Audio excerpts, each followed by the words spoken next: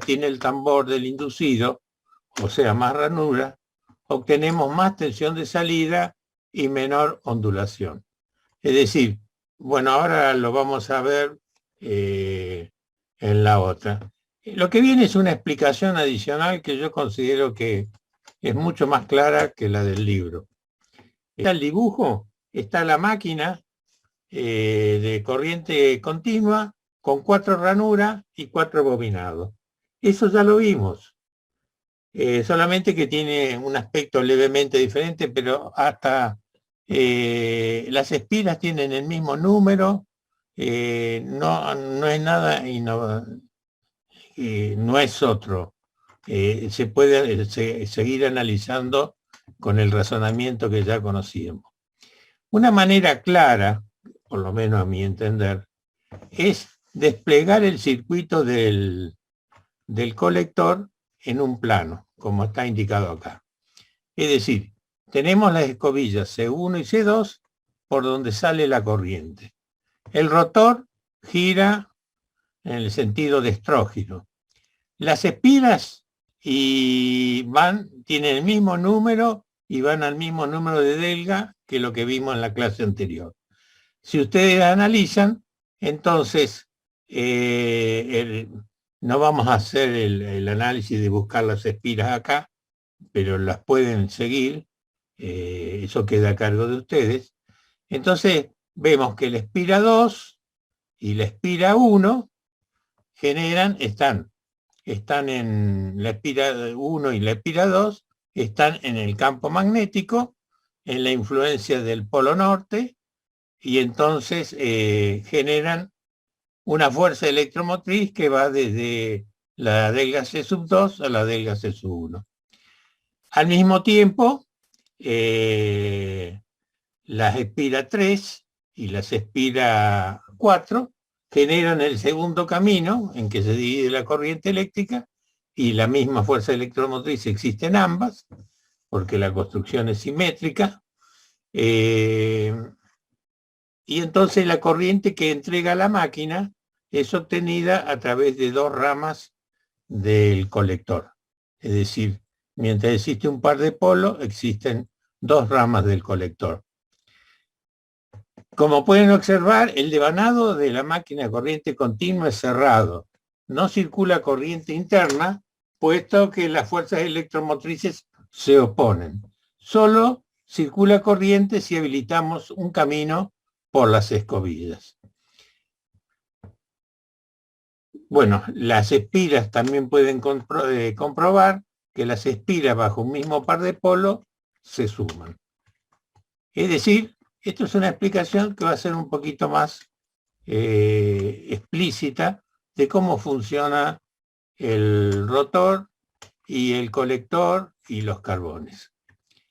Ahora vamos a hacer girar 45 grados el rotor, que viene en la hoja siguiente. Bueno, aquí está representado, bueno, esto antes de lo que viene. Como la única diferencia que existe al razonamiento anterior es que aquí considera que el campo en el entrehierro es senoidal, pero para nosotros lo consideramos que es rectangular porque se aproxima mucho más a la realidad. Y acá están mostradas las fases, evidentemente, a medida que rota el rotor, las fases de las espiras generadas tienen una diferencia, que depende de la diferencia angular que tienen las espiras, las ranuras del rotor, perdón. Y entonces acá está la fase 2,2', 4,4', y la que le sigue atrás es la 1,1' y la 3,3'. ¿Qué va a pasar con estas fases que son de alterna? Es que cuando pasen a través del colector se van a invertir. Y a la salida no se nota que hay corriente alterna, sino que hay corriente continua, porque solamente vamos a ver todo rebatido hacia la parte superior, o sea, todo positivo. De acuerdo con el sentido de las fuerzas electromotrices inducidas en los conductores, la escobilla C1 tiene una polaridad positiva y la escobilla C2 polaridad negativa. Esta situación se mantiene hasta que el rotor gira 45 grados desde la posición inicial. Y en esta posición las escobillas cortocircuitan las delgas, según se puede observar en la figura 10.10. En la figura siguiente, entonces, ¿qué es lo que tenemos? Hemos rotado 45 grados y ¿qué nos pasó? Que ahora las escobillas cortocircuitan la bobina 1 y 3, mientras que la bobina 4 y 2 no están cortocircuitadas. Eso quiere decir que ahora la máquina va a entregar solamente la tensión de una bobina, no de las dos tensiones, no la tensión de dos bobinas en serie. Ahora, ¿qué es lo que pasa? Las espiras 1 y 3 están cortocircuitadas. Si ustedes siguen el circuito, la delga A está la espira 1, que sale por 1' y va a B. Y entre A y B está el carbón. Y la espira 3 pasa por el otro lado a la espira 3' y va a la delga D, y la espira 3 arrancó de la delga C. O sea que la delga A y B y la delga D y C está cortocircuitada. Pero por fortuna, o como lo hemos hecho, o como lo diseñaron, justamente en ese momento la espira está en la línea sobre el plano neutro, o la línea neutra, como lo quieran tomar. Si es un corte, la línea neutra. Si consideramos en el espacio, es un plano neutro. Entonces, en ese momento, las espiras cortocircuitadas no generan fuerza electromotriz. Y es así que de esa manera podemos conmutar bobinas, porque lo hacemos en el momento justo en que el campo magnético es nulo. La interacción del campo norte con el sur se anula en ese punto. Pasamos a la siguiente. Entonces, aquí tenemos a la izquierda el mismo dibujo y fíjense en cómo queda el dibujo electrotécnico, es decir, digamos, el dibujo eléctrico con el cual podemos interpretar al rotor.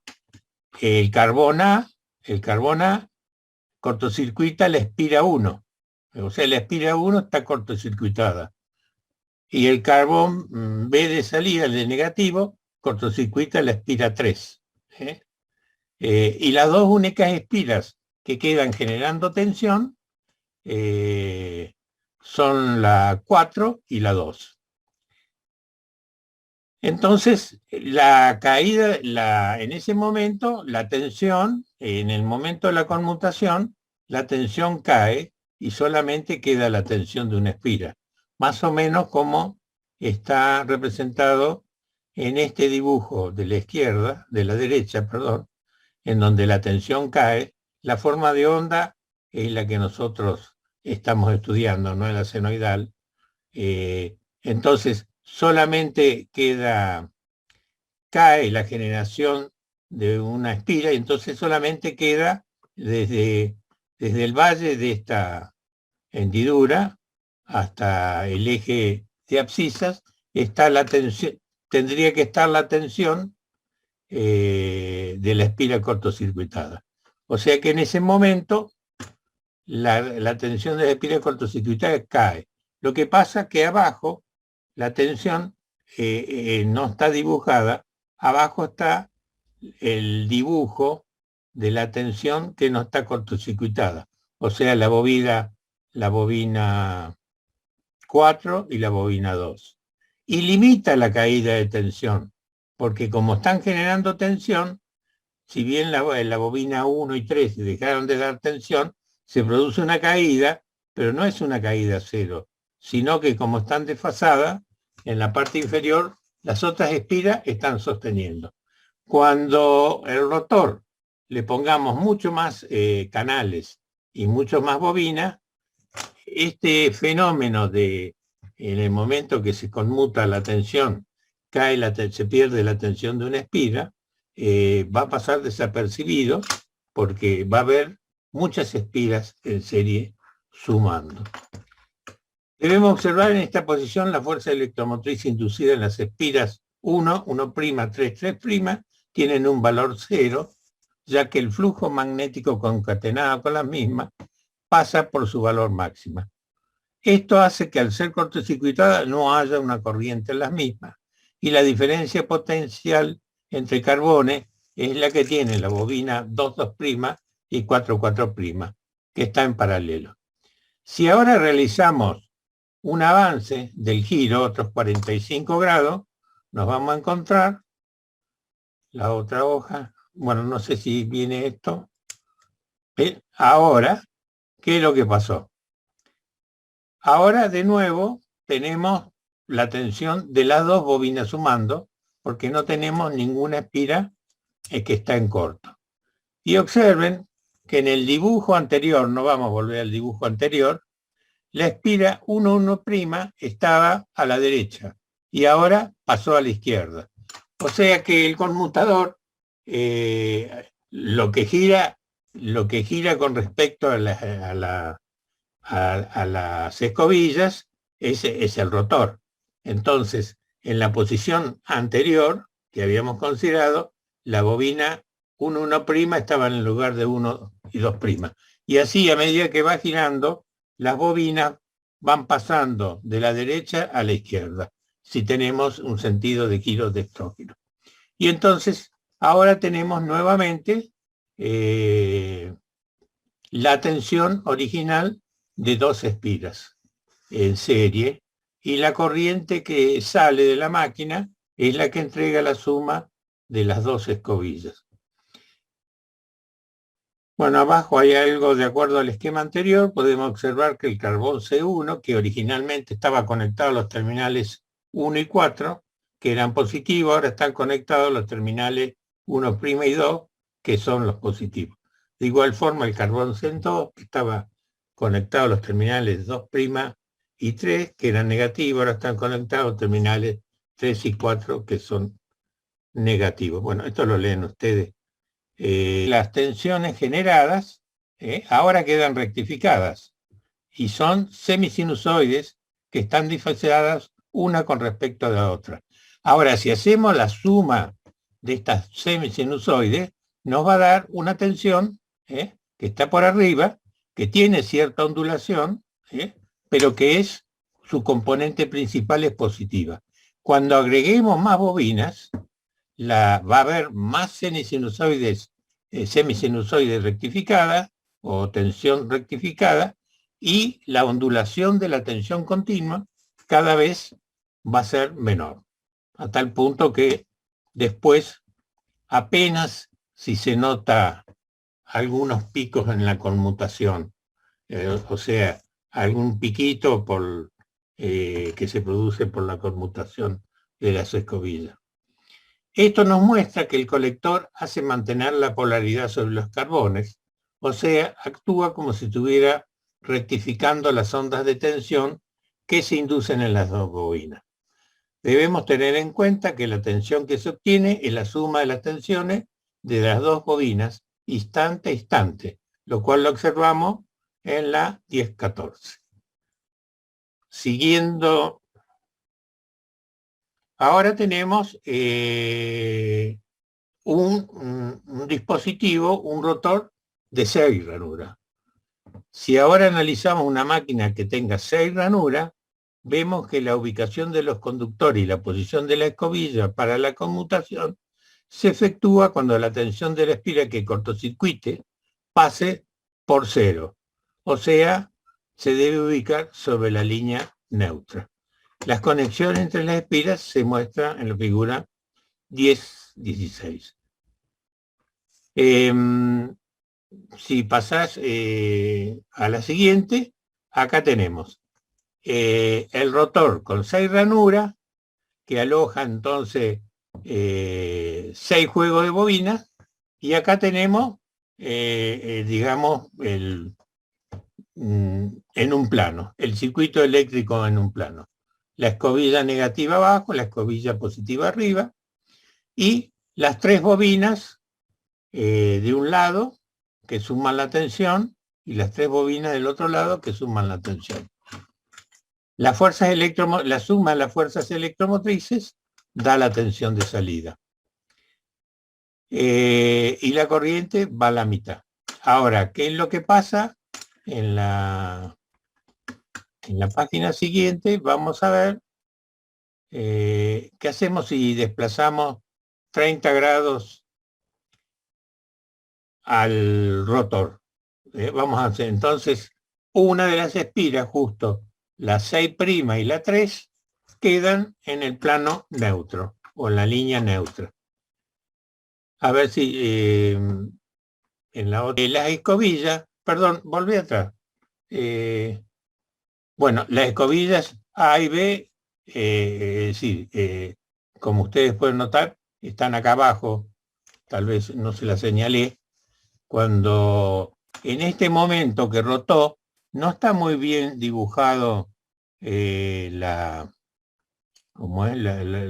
sectores del colector, pero se puede, el azul está un poco difuminado, pero se puede ver que en este momento el sector A y el sector B del colector está cortocircuitado por la escobilla y el sector E y D está cortocircuitado por la escobilla.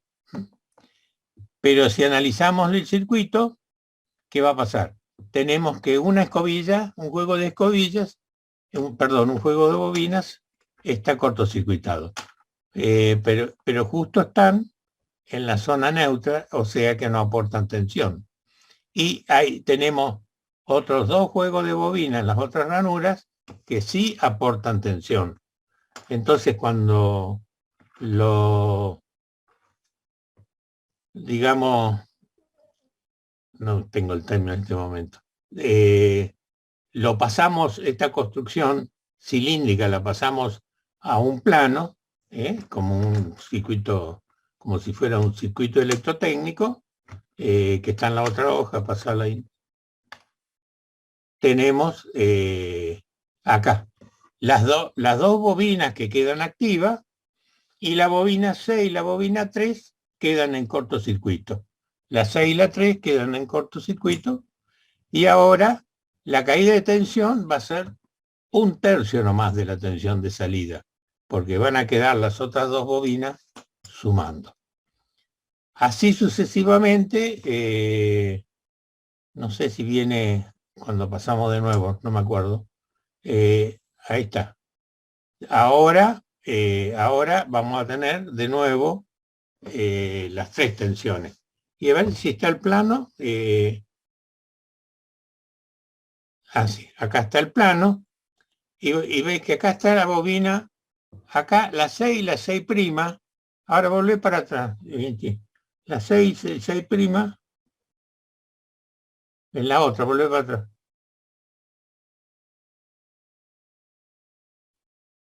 La 6, 6' que estaba acá, ahora se va a correr y va a quedar del lado izquierdo. Antes estaba del lado derecho. Fue cortocircuitada y después pasa del lado izquierdo. O sea que el juego de bobina va rotando con respecto a la posición de los carbones de las escobillas. Eso lo pueden, si quieren ustedes, analizar después poniendo las hojas una sobre otra.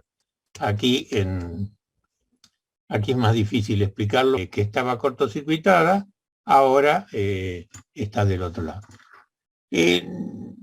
Algo que no les dije, pero a lo mejor ustedes la van a notar. Delga que no se usa, lo único que sirve es como puente. ¿Se dan cuenta? Que la bobina 1 y la bobina 2 está ligada por una delga. La bobina 2 y la 3 está ligada por una delga, que en este momento no se está usando. Se va a usar en el momento que llegue sobre la escobilla.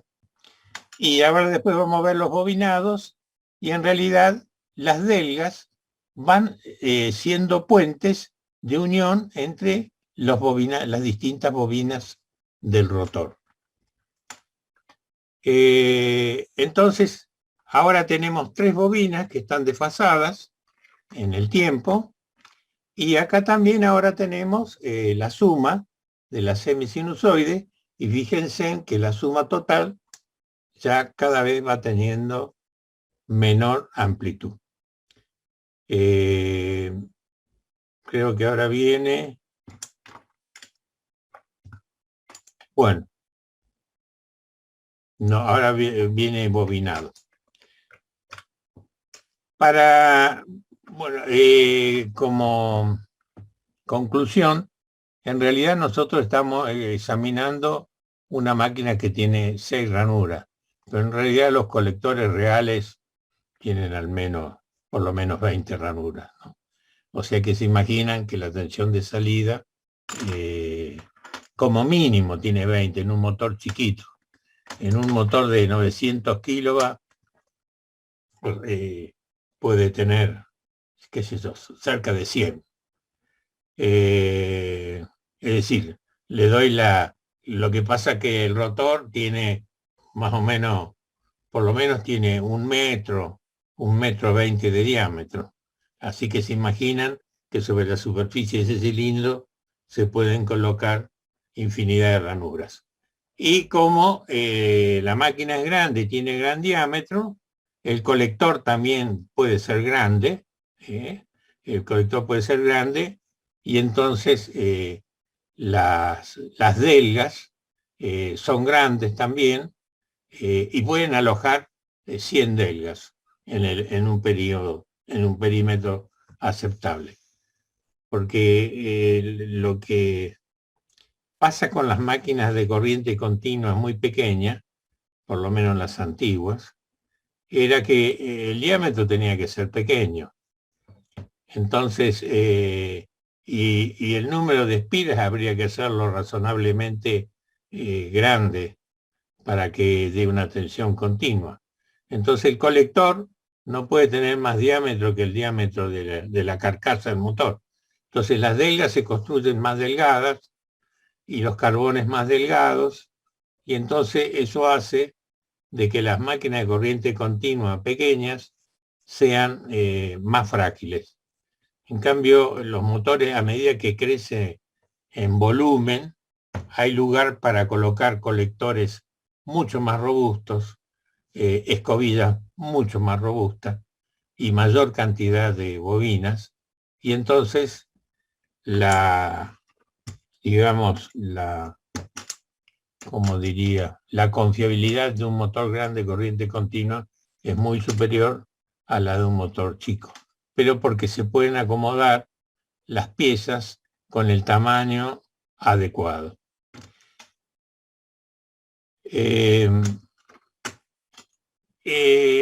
Las máquinas de corriente continua pueden tener más de 2 polos, es decir, podemos construirla con el número de polos que quisiéramos, con tal de aumentar el diámetro de la carcasa. En general, lo que más se ve son máquinas de 4 polos, y cuando los motores son muy grandes, se ven motores de 8 polos. Ahora, cada juego de polos equivale a un motor. Entonces, cada norte y sur contiguos equivale a un motor. Entonces, cuando tenemos 4 polos, equivale que son 2 motores en una misma carcasa. En consecuencia, los bobinados van a funcionar en paralelo, o sea que va a haber, claro, tenemos que poner también 4 grupos de escobillas, porque ya tenemos 2 líneas neutras, ¿no? Línea neutra, esta que está vertical, y la línea neutra que está horizontal. O sea que por ahí van a pasar las espiras y va a ser el momento de conmutar. En consecuencia, también tenemos que poner 2 juegos de escobilla, una para cada motor. Después esas escobillas, depende cómo queremos conectar el motor, que eso lo vamos a ver en unas hojas más adelante, las podemos conectar en paralelo o las podemos conectar en serie, de acuerdo al bobinado y a lo que queremos. Pero un motor de 4 polos tiene ya, supóngase que los conectamos en paralelo, ya tiene 4 caminos de corriente que van a salir, es decir, por el único lado que pueden salir, que son por las escobillas. Es decir, que un motor de 4 polos, de acuerdo a la conexión, si demos la conexión adecuada, puede entregar mucho más corriente que un motor de 2 polos, porque tiene 4 caminos para la corriente. Para una máquina de 4 polos, los procesos de generación de fuerza electromotriz son experimentando experimentando 2 veces, bueno, esto está mal y no lo había leído como realiza los fenómenos que hemos analizado hasta ahora en una vuelta completa, lo hace 2 veces. Según este bobinado, el inducido, este proceso doble, redundará en una capacidad doble de corriente, que es si hacemos el bobinado imbricado, o una capacidad doble de tensión si hacemos un bobinado ondulado. Es decir, tenemos 2 máquinas y, vamos a decirlo burdamente, las podemos conectar en paralelo o las podemos conectar en serie. O sea que la podemos conectar en serie para que dé más tensión, o la podemos conectar en paralelo para que maneje más corriente. La otra hoja, bueno, el bobinado en un rotor, tengo un dibujo mejor, pero vemos este, lo agregué a última hora. Fíjense en que el bobinado de un rotor, acá está la delga A, sale la espira, va por la ranura B, llega al fondo, cruza a la ranura D, viene por la ranura D, llega acá a, perdón, B y C es el lado activo. O sea, entra en la ranura, no lo vamos a considerar como BC, es el lado activo de la bobina, cruza de C a D, o sea que esta es la parte de unión que existe en el lado opuesto del colector. Después viene otra parte activa, que es la DE de la misma bobina, viene y se conecta a una delga contigua. No, bueno, si se conectara a la misma delga, estarían cortos. Se conecta a la delga contigua. Acá está otra bobina, la roja, que viene así, da la vuelta por atrás y se conecta a otra, a la que sigue. En el otro dibujo está mejor explicado. Acá están cómo se conectan y el dibujito en un plano. O sea, que parte de una delga del colector pasa por la parte activa del polo norte, da la vuelta por atrás del rotor, pasa por la parte activa del polo sur y se conecta a la delga siguiente. O sea que el bobinado, visto en un plano, sería: parto de una delga, paso por el polo norte, doy la vuelta, paso por el polo sur y voy a la delga siguiente. Este bobinado se llama imbricado.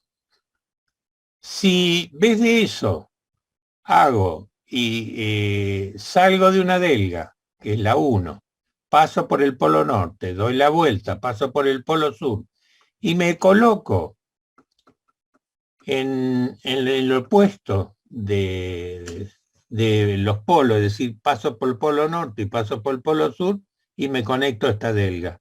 Después puedo seguir haciendo el bobinado con la otra bobina en otro polo, polo norte, polo sur, y los bobinados quedan en serie.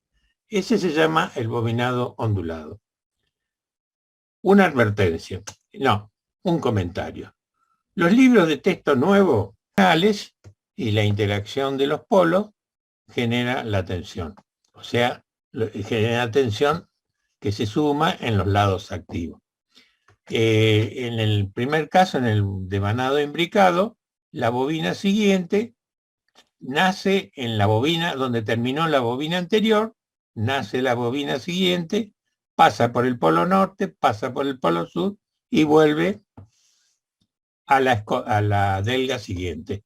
Y así se rota toda la máquina Y el resultado es que si la descomponemos, son las figuras que vimos anteriormente. Grupos de bobinas conectados con las delgas como puente. Aquí, entre la espira que está en negro y la que está en puntos, el puente vendría a ser la delga esta, la delga común. Pues si representamos el circuito del colector en un plano, veríamos que las bobinas están unidas por las delgas. Cada bobina se une por las delgas.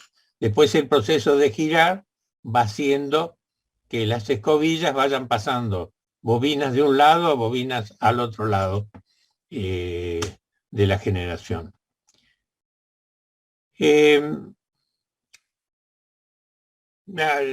Vamos a comentar algunas cifras que se usan para hacer cálculo, pero bueno, ahora hay varios dibujos que mi objetivo es que tengan idea de cómo es la parte constructiva, pero la parte de cálculo, si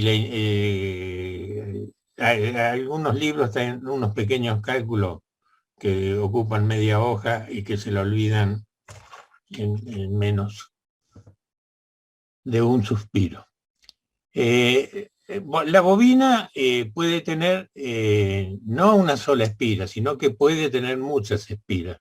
O sea que estas dos líneas representan, digamos, la zona donde hay acción del campo magnético. O sea que las cabezas posteriores y las cabezas anteriores, ahí no actúa el campo magnético. Pero observen que el colector no puede estar pegado a las chapas magnéticas porque tienen que dejar lugar a la cabeza anterior. Entonces, de las espiras salen unos conductores largos que van al colector, que está ubicado varios centímetros hacia adelante del paquete magnético del rotor. Al ancho, el ancho de la espira, de acuerdo al autor, se lo denomina I sub P o I sub 1. En general se lo puede medir en grados eléctricos, pero habitualmente es más común considerar el número de ranuras. O sea que de acuerdo a cómo sea el bobinado, si es una sola bobina, los grados eléctricos son 180. Y son 180, y bueno, habrá que ver el número de ranuras que hay en 180 grados. Si son 4 polos, hay que ver que en solamente 360 grados eléctricos, que son 180 grados geométricos, están colocados todas las ranuras que corresponden al motor. Después la otra parte corresponde al otro motor. Sin embargo, la máquina es una, ¿no? Si pasamos al otro lado, bueno, acá de hecho les voy a mostrar cómo se hace los dibujos de cómo es la tecnología del bobinado, pero es solamente para información. Es más, esto es otro libro que solamente da esto nomás. Para el estudio y cálculo de bobinas de máquinas eléctricas, es preciso representar gráficamente. Para tal fin se emplea el esquema rectangular y circular. También se utiliza un esquema simplificado. La representación regular. Para ejecutar gráficamente el esquema regular de un bobinado de máquina de corriente continua, debe imaginarse que el colector aumenta de diámetro hasta hacerse igual al paquete de chapas del inducido. Igualmente, que las cabezas de bobina del lado contrario al colector se abren en abanico, por lo que el colector, el paquete y las cabezas de bobina forman una sola superficie cilíndrica. Luego daremos un corte imaginario a este cilindro según una de las generatrices y abriéndolo a la superficie desarrollamos el plano del bobinado, queda desarrollado en un plano. Y observen, acá está la delga 2, sale una bobina que es la 1, pasa por la ranura 1, da la vuelta, viene por la ranura 5 y vuelve a la delga 3. Y así sucesivamente, este es el plano de un colector normal. Si hubiera otro, y fíjense en que va escalando, ¿no? Va avanzando. En la figura siguiente hay otro dibujo que no está tan prolijo, pero se ve más claro. La espira negra de la delga 1 sale, pasa por el polo norte, pasa por el polo sur, llega a la delga 2. La espira roja, ahora 2, sale, da la vuelta, pasa por norte, pasa por sur y pasa a la delga 3. Este plano, o esta representación gráfica, corresponde a una máquina de 4 polos. Fíjense que tenemos norte, sur, norte, sur. Estas líneas, punto y raya, delimitan el área de la máquina total y las bobinas que tiene la máquina total. Y fíjense que se han conectado, en este caso, se han conectado las bobinas, las bobinas se la han conectado de una y otra máquina en forma paralela. O sea, que la salida siempre es una, la A y la B. Que es la conjunción entre la delga 1 y la 7, esta ecovía se ponen en paralelo, porque corresponden seguro al positivo. Y la delga 4 y la delga 10 corresponden al negativo y se las ponen en paralelo. En este caso, entonces, tenemos el caso que las dos máquinas, una máquina de 4 polos, tiene sus bobinados todos en paralelo, lo que suministra 4 caminos de corriente a la salida. Siguiendo, bueno, esta es la representación circular. Para mí, de sencillo no tiene nada.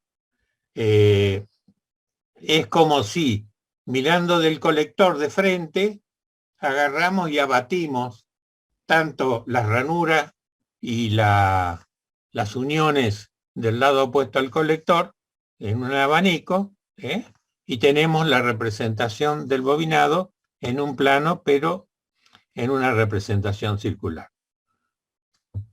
Con esto no, como es, quedan anoticiados. En realidad, la otra es más entendible, pero esta realmente es para expertos. Aquí hay otros dibujitos que los puse para que entiendan bien.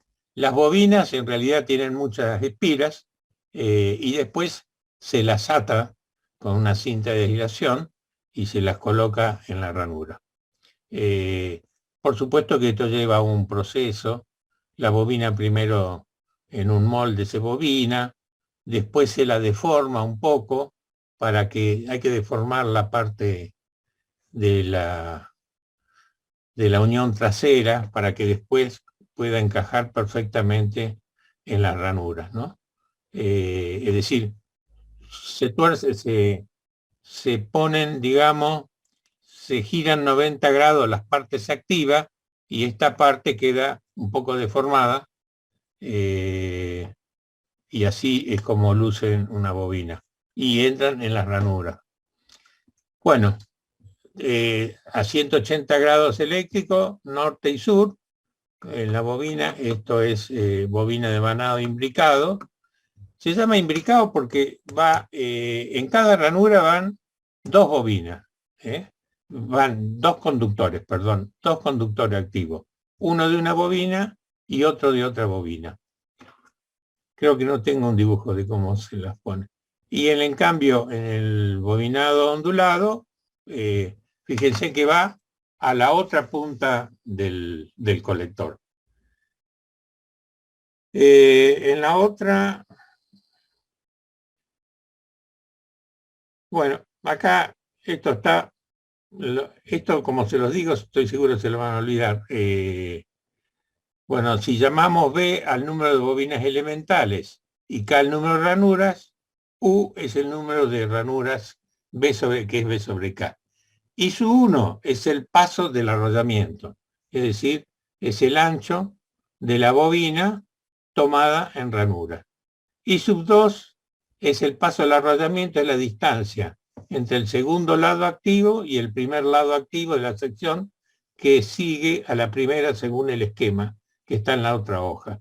Y el paso del arrollamiento de inducido es la distancia medida en ranura en ambos lados activos de una misma sección. Pasar la otra hoja y ahí están explicados que sí, sub 1 y sub 2. Pero bueno, ustedes ya saben cómo funciona el bobinado ondulado, cómo se miden las magnitudes. Se ve que las bobinas van pasando de un polo al otro, se conectan y siguen de un polo al otro. Es decir, las dos máquinas están como conectadas en serie. Una máquina de 4 polos, con este tipo de bobinado, las bobinas quedan conectadas en serie. Objetivo, va a haber solamente 2 caminos de corriente, y la tensión va a ser doble que si fuera imbricado como en el anterior. Este es un bobinado ondulado. Otro dibujo más. Bueno, este pasarlo porque es lo mismo. Este también es lo mismo. Observen acá el dibujo que está a la derecha. Aquí hay también un circuito electrotécnico del colector en un arrollamiento imbricado. Son 2 máquinas. Fíjense en que hay 4 carbones. Los carbones se conectan carbones en la jerga común. Las escobillas, ¿no? Las escobillas se conectan en paralelo. Cada uno de estos, de esta pequeña ondulación, es una bobina, ¿no? En donde se genera la tensión, y acá está numerada es decir, hay una numeración que le da el orden a la bobina. Y en la página siguiente, aquí hay un arrollamiento ondulado, o sea que la máquina es de 4 polos, pero se suman las espiras saltando de polo a polo. Y entonces queda con 2 polos saco la tensión.